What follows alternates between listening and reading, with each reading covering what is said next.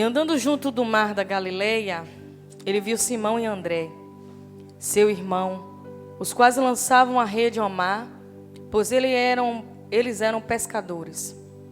E Jesus lhe disse: Vinde após mim, e eu farei que vós torneis pecadores de homens. E imediatamente eles abandonaram as suas redes e o seguiram.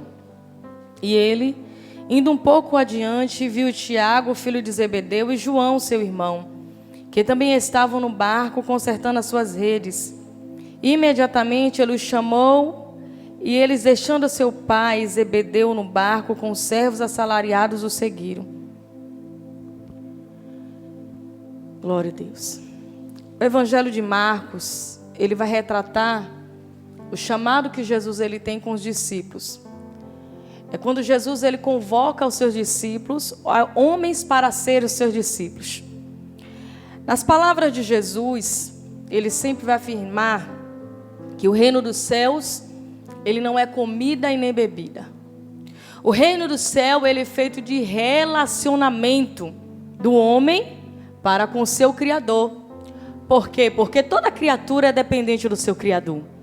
E nós, como criaturas ou servos do Senhor, somos totalmente dependentes dele. E é bem verdade isso que você vai perceber que desde o Gênesis, quando o Senhor ele faz a terra e faz os animais, ele cria o homem conforme a sua imagem e semelhança, para que o homem viesse ter relacionamento com Deus. Então a criação do homem é para que o homem viesse estar com o Senhor e conversar com o Senhor. O próprio livro de Gênesis, capítulo 3, ele vai retratar isso, que o Senhor todas as tardes descia no Éden para conversar com Adão. Tanto sim que no versículo 8 o Senhor procura Adão e Adão se esconde porque havia pecado, comido do fruto proibido. E por causa disso ele percebe que está nu e se esconde. O Senhor desce para conversar e por conta do pecado ele se esconde. Então nós entendemos que esse relacionamento ele é quebrado por conta do pecado. Nós podemos também observar o próprio Abraão, que ele tem um relacionamento tão grande com o Senhor a ponto de conversar com Deus sobre a destruição de Sodoma e Gomorra. Você percebe que quando ele vê que Sodoma e Gomorra vai ser destruído, ele não quer que o seu sobrinho seja destruído junto. Ele começa a interceder a Deus para que Deus não destruísse a cidade de Sodoma e a cidade de Gomorra. Por quê? Ele começa a clamar e dizer: Senhor, se tiver 50 pessoas, o Senhor ainda assim vai destruir? Ah, Senhor, mas se tiver 40, mas se tiver 30... Você percebe esse tal relacionamento que Abraão tinha com Deus, a ponto de conversar com Deus, para Deus deixar de fazer o mal àquela nação. Até porque a Bíblia vai dizer um pouco mais à frente, que se o Senhor tiver dito coisas boas para uma nação, e essa nação, ela fizer o que é mal aos olhos do Senhor, também o Senhor se esquecerá do bem a qual Ele disse que faria.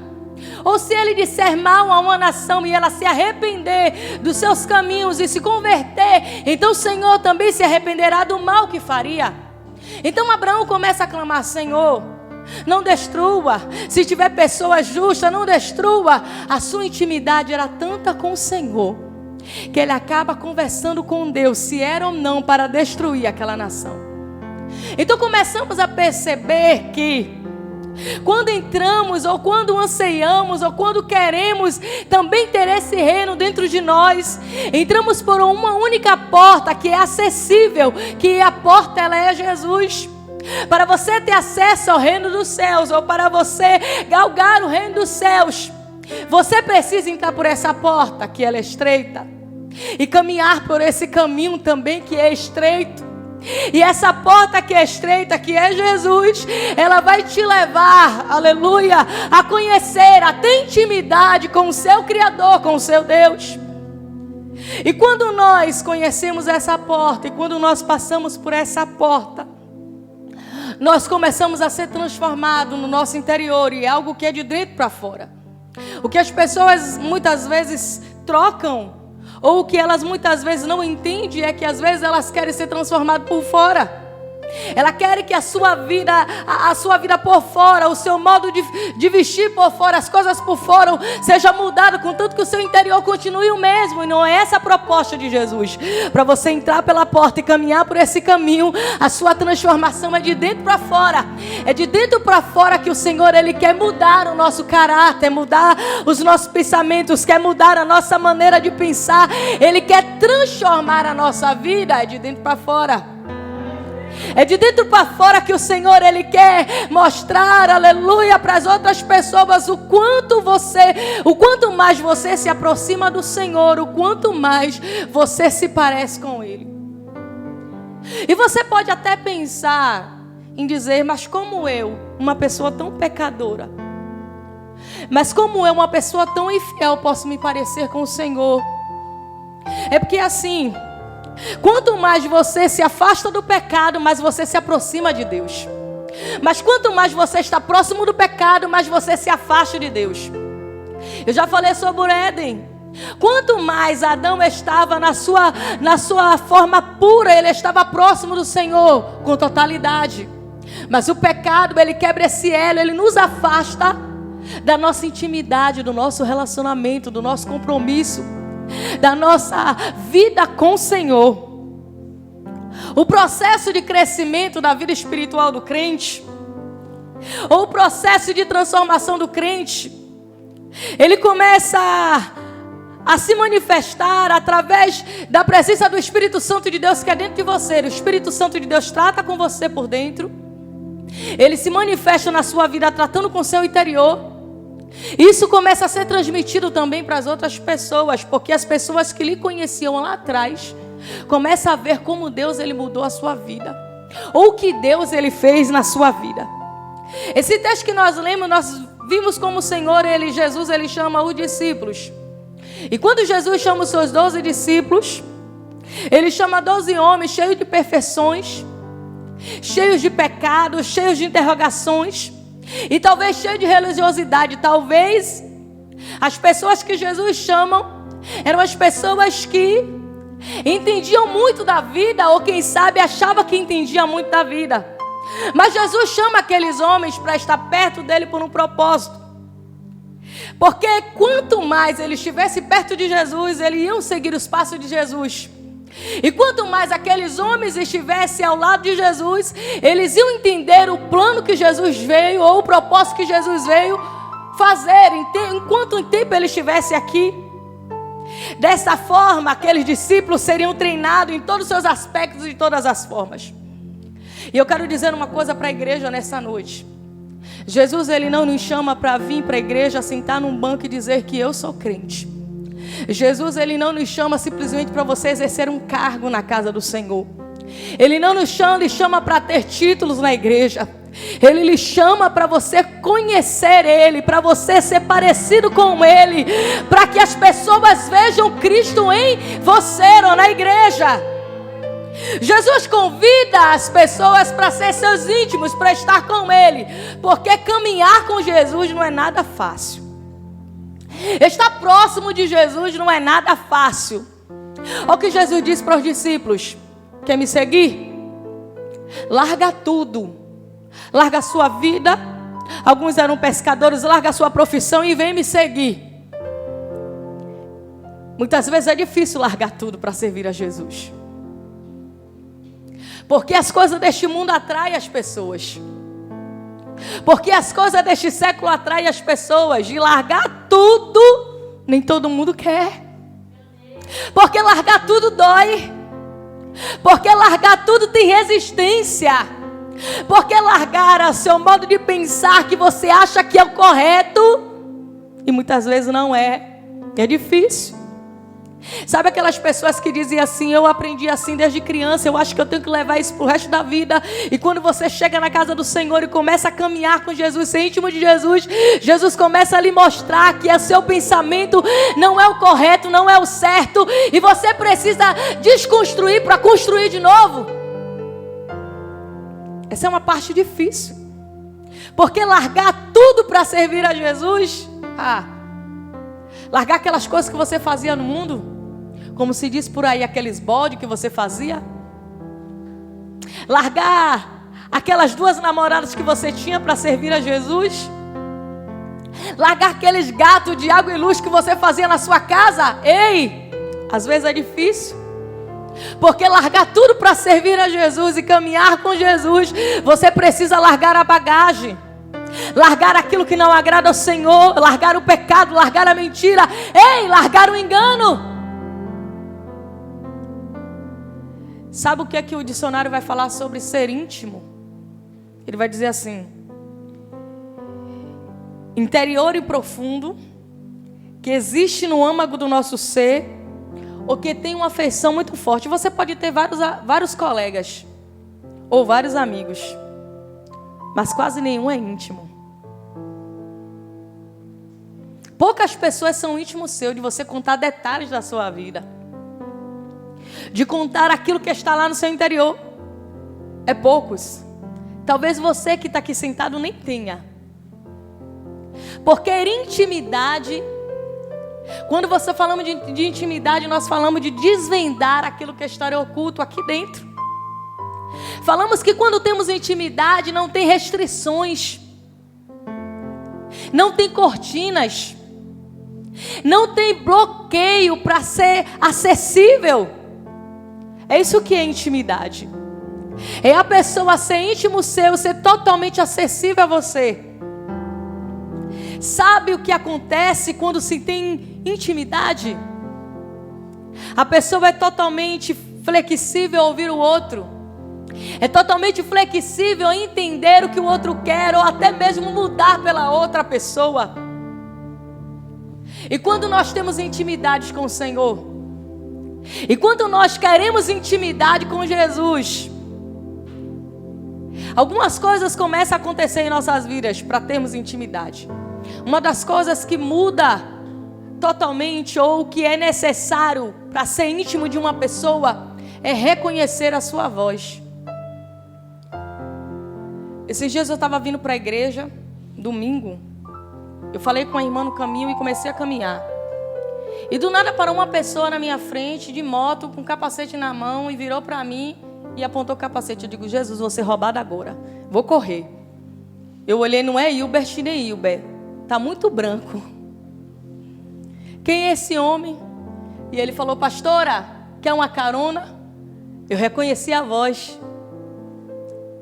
Quando eu reconheci a voz, aí eu respondi para a pessoa. Quando você é íntimo de Jesus, você reconhece a voz dele. Aleluia. Tem tantas vozes por aí hoje. São tantas pessoas que falam tantas coisas. É tanta revelação, é tanta profecia, é tanto vídeo, é tanto áudio, é tanta coisa por aí dizendo que é Deus falando, que é Jesus falando. Mas quem conhece de fato a Jesus, que é íntimo de Jesus, ele conhece a voz do seu amado. João 10, 27 vai dizer assim: as minhas ovelhas ouvem a minha voz, eu as conheço e elas me seguem. Quando nós conhecemos ou temos intimidade com Jesus, a gente reconhece a voz dele. E não somente reconhece a sua voz, mas segue a ele. A Jesus está dizendo, ela não é confundida por qualquer voz. Ela não é confundida por qualquer palavra. Ela não é confundida por qualquer profetada. Ela reconhece a minha voz. Então, como reconhece a minha voz, ela me segue. Cuidado com as vozes que você tem ouvido. Cuidado com as palavras que você tem ouvido. Nem tudo é o Senhor que manda falar. Nem tudo é o Senhor que está dizendo: ei, abre os teus ouvidos nesta noite. Para ser íntimo de Jesus, ou dizer que é íntimo de Jesus, precisa reconhecer a sua voz. Algumas pessoas servem até no altar, pregam, cantam, faz tantas coisas, mas não conhecem a voz do seu mestre. Vamos para a Bíblia? 1 Samuel, capítulo 3. Samuel servia altar. Samuel estava na casa do Senhor, trabalhava para a obra do Senhor. Mas no dia que o Senhor chama Samuel pelo nome, ele não reconhece a voz do Senhor. Há tantas pessoas na igreja, você pode ter 10, 20, 30 anos. Isso não significa que você é íntimo de Jesus. Samuel servia na casa do Senhor, mas não reconhecia a voz do Senhor, porque todas as vezes que o Senhor chamava ele, ele corria e disse: deve ser ali que me chama. Aí dizia: Eli, você está me chamando? Ele: não, volta a dormir porque eu não estou lhe chamando. Tem uma hora que até Eli se desperta: olha, se eu não chamo e outra pessoa não está chamando, então é Deus. E quando então você ouvir de novo essa voz, você diz: fala, Senhor, que o teu servo ouve. Aí você muitas vezes que está sentado aí me olhando, o Senhor lhe chama e você não reconhece a voz do Senhor. Mas quando é qualquer outra pessoa, você até vai e faz, mas a voz do Senhor muitas vezes não reconhece. E o próprio Deus está nos despertando nesta noite. Quem é meu íntimo, quem me serve, precisa reconhecer a minha voz. Precisa reconhecer a voz dele. Porque quando você reconhece a voz do Senhor, você não se turba com tantas coisas que acontecem. Você não deixa o seu coração desesperado com tantas palavras que você ouve na tua casa, no teu sofá, no caminho, no trabalho, ou qualquer seja o lugar que você vai. Não se desespera com as palavras, com tantas coisas que as pessoas falam. Por quê? Porque você conhece a voz do seu Senhor. A segunda coisa que aquele que é íntimo de Jesus, ele precisa entender, é não se deixar enganar pelos seus olhos. Eu conversava com Deus essa manhã, e o Senhor começou a desvendar os meus olhos, para eu perceber quantas pessoas é enganada pelos seus olhos. Permite que uma mulher o tire da igreja. Permite que uma proposta lhe tire do propósito de Deus. Permite muitas vezes que certas coisas seculares te afastem do caminho do Senhor. Ei, são enganados pelos olhos. Gênesis 27. Isaac se tornou muito idoso, e seus olhos se enfraqueceram a ponto de não poder enxergar. Então ele começa agora a dizer: eu preciso abençoar um dos meus filhos, o meu filho mais velho, Esaú, porque quem sabe já está perto a minha morte. Ele manda fazer um guisado. A sua esposa ouve e chama Jacó: Jacó, seu pai mandou o seu irmão fazer, vem que eu vou preparar e vou lhe vestir, para que quando você chegar lá, o seu pai lhe tocar com os pelos do animal, achar que é seu irmão. Ele traz o prato e apresenta para o seu pai. O seu pai estava sem poder enxergar, estava cego. Ele começa a conversar com seu pai. O versículo 22 vai dizer assim: ele consegue ser enganado por tantas coisas desse mundo. Quem tem os olhos cegos no reino espiritual, ele é enganado por qualquer coisa. Qualquer coisa o tira da presença do Senhor. Qualquer vento afasta ele do evangelho, afasta ele do reino. É porque ele nunca teve intimidade com Deus. É porque ele nunca conheceu o Senhor de verdade. Porque um dia, aquele que conhece, aleluia, a verdade, aquele que um dia pisa no Santo dos Santos, jamais ele deseja viver as coisas deste mundo de novo. Aquele que conhece a verdade, que já experimentou a presença do Espírito Santo, ele pode passar por luta, ele pode passar por decepção, ele pode passar por calúnia. As pessoas podem nem querer falar com ele, mas ele anseia estar nos atos do Senhor. Ele anseia viver com Deus, servir ao Senhor, em todos os seus aspectos. Aí, quantas pessoas têm sido enganadas pelo inimigo? Está com os olhos pesados, está com os olhos fechados. Não consegue enxergar um palmo à sua frente, os seus olhos espirituais estão fechados. Ele já perdeu a intimidade, ele já perdeu o relacionamento. Ele já não sabe o que é o que, nem quem é quem na obra do Senhor e na casa do Senhor. Está perdido, que nem segue tiroteio. Não sabe para onde caminhar. Não sabe para onde ir, porque perdeu a intimidade.